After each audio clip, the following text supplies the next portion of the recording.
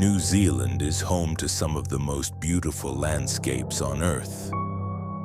But what many don't realize is that beneath this natural beauty lies a collection of truly haunted houses that will send chills down your spine. These aren't your typical ghost stories. These are real locations where visitors have experienced unexplainable phenomena, spine-tingling encounters, and supernatural events that defy logic. From colonial mansions with tragic histories to isolated homesteads where darkness seems to linger, these 5 haunted houses represent the most terrifying paranormal hotspots across New Zealand. First up is Larnac Castle in Dunedin, a Gothic revival mansion that stands as one of New Zealand's most haunted locations. Built in the 1870s by William Larnac, this imposing structure has witnessed more than its fair share of tragedy and despair.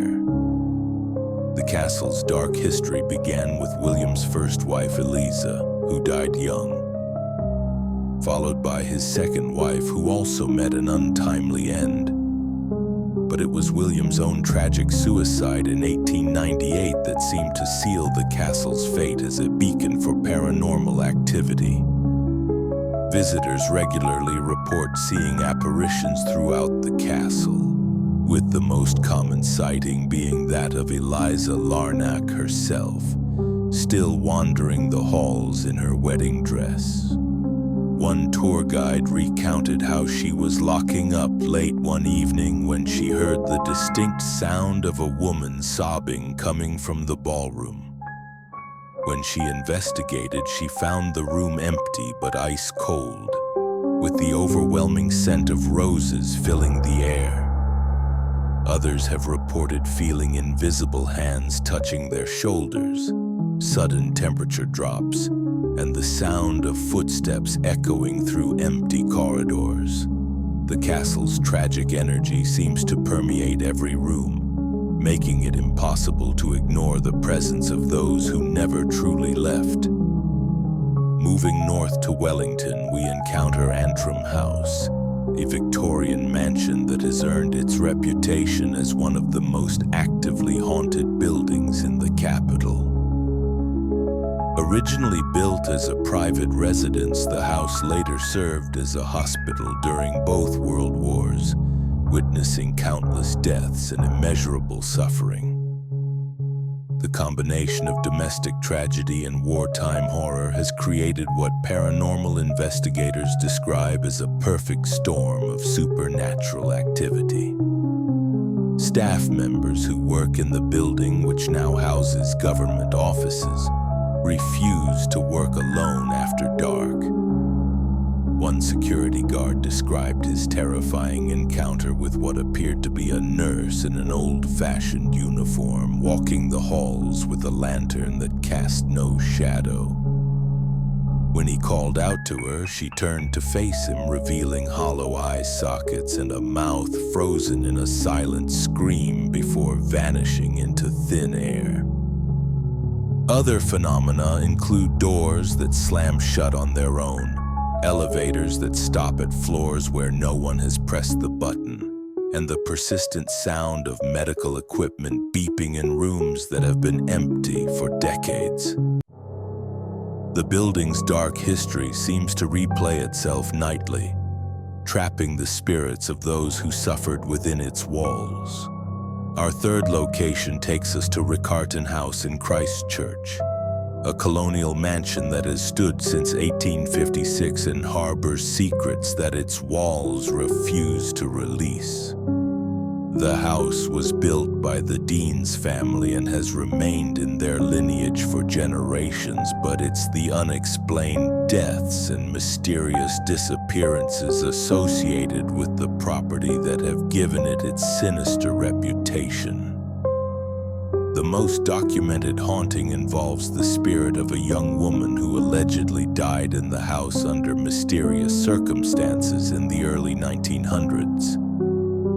Visitors to the house museum frequently report seeing her figure in the upstairs windows, even when the building is closed to the public. One particularly chilling account comes from a maintenance worker who was repairing the roof when he heard someone calling his name from inside the house. Thinking it was his colleague, he climbed down to investigate, only to discover he was completely alone on the property. As he turned to leave, he saw the distinct outline of a woman in period dress standing in the doorway, beckoning him to come closer. The worker fled and refused to return even during daylight hours. The house seems to actively draw people in, with many reporting an overwhelming compulsion to enter rooms they know they shouldn't, as if something inside is calling to them. The fourth haunted house on our list is Fife House in Kaikoura, a whaling station manager's house built in 1860 that sits on foundations made from whale vertebrae. This macabre foundation seems fitting given the violence and death that surrounded the whaling industry, and many believe it's this connection to mass slaughter that has made the house a magnet for supernatural activity. The house is built literally on bones, and visitors often comment on the oppressive atmosphere that seems to emanate from the very foundations. The most frequently reported phenomenon is the sound of whale songs echoing through the house at night, despite being hundreds of meters from the ocean. One overnight caretaker described waking to what sounded like dozens of voices singing in a language he couldn't understand, growing louder and more intense until he fled the building in terror. Others have reported seeing shadowy figures moving through the rooms, always just at the edge of their vision, and the persistent smell of rotting fish that appears suddenly and disappears just as quickly. The house seems to be a portal between the world of the living and the realm of those who died violently, with the whale bone foundations acting as a conduit for supernatural energy. Finally, we arrive at Pompalier House in Russell, a French colonial building that served as a Catholic mission and printing press in the 1840s. While its purpose was meant to spread faith and hope, the house has become associated with dark spiritual forces that seem to oppose everything it once stood for. The building's history is marked by conflict between different religious factions, unexplained illnesses among the residents, and a series of tragic accidents that many believe were anything but accidental.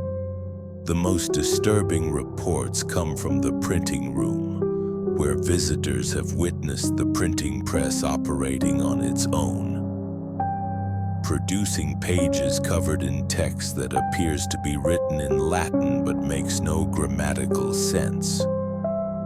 One historian studying the building overnight reported seeing robed figures moving through the rooms chanting in what sounded like reversed Latin prayers. When he tried to photograph them, his camera malfunctioned, and he found himself unable to move until the figures disappeared at dawn. The house seems to be locked in an eternal spiritual battle, with dark forces attempting to corrupt the sacred space and trap anyone who enters into their malevolent influence. These 5 haunted houses represent just a fraction of New Zealand's supernatural landscape, each one a testament to the fact that some places hold on to their past so tightly that they refuse to let the living forget. Whether you believe in ghosts or not, these locations have consistently produced unexplainable phenomena that challenge our understanding of reality itself, making them some of the most genuinely terrifying places you could ever visit.